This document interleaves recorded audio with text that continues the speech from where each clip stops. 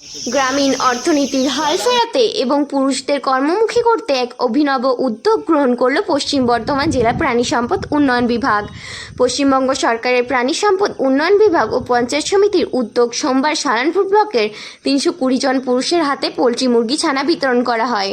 রাজ্যে মহিলা স্বনির্ভর গোষ্ঠীর সংখ্যা অনেক হলেও সালানপুর ব্লকে পুরুষ স্বনির্ভর গোষ্ঠী তৈরি করা হয়েছে। মূলত মহিলারা স্বনির্ভর গোষ্ঠী তৈরি করে থাকেন, তবে এবার পুরুষরাও স্বনির্ভর গোষ্ঠী তৈরি করেছেন। তাই স্বনির্ভর গোষ্ঠী পুরুষদেরকে স্বনির্ভর করার লক্ষ্যে নিয়ে এই পোলট্রি মুরগি ছানা বিতরণ করা হলো। উপস্থিত ছিলেন সালানপুর ব্লক প্রাণী সম্পদ দপ্তরের আধিকারিক ডক্টর সুমনা ঘরমি, সালানপুর পঞ্চায়েত সমিতির সভাপতি কৈলাসপতি মণ্ডল, সভাপতি বিদ্যুৎ মিশ্র সহ বিশিষ্ট ব্যক্তিরা। পঞ্চায়েত সমিতির সভাপতি কৈলাসপতি মণ্ডল জানান, পোলট্রি ডেভেলপমেন্টের জন্য আজ 320 ইউনিট মুরগি ছানা তুলে দেওয়া হয়। এদিন 320 জন পুরুষকে মুরগি ছানা বিতরণ করা হয়। রাজ্যে চাহিদার তুলনায় ডিমের যোগান কম থাকায় সেই ঘাটতি পূরণ ও পোলট্রি মাংসের ঘাটতি পূরণের জন্য এই মুরগি ছানা বিতরণ করা হলো। প্রশাসনিক স্তরের এই উদ্যোগে স্বনির্ভর গোষ্ঠীর পুরুষরা খুশি।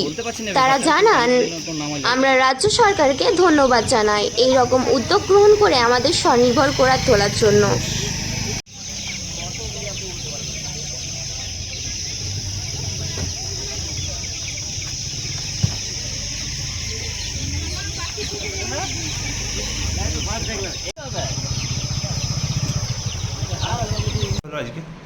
আজকে আমাদের এখানে চিপস দেওয়া হলো মুরগির ছানা। যেসব বেনিফিশিয়ারি যাদের নামগুলো আমাদের এখানে লিস্টেড ছিল তাদেরকে দেওয়া হলো পার হেড 10টা করে দেওয়া হলো। কত ইউনিট দেওয়া হয়েছে? 310 ইউনিট। কেন দেওয়ার কারণটা কি?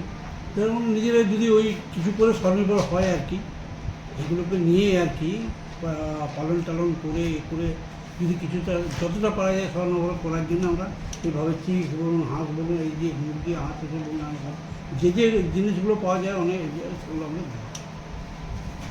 কী নাম? কৈলাসপতি।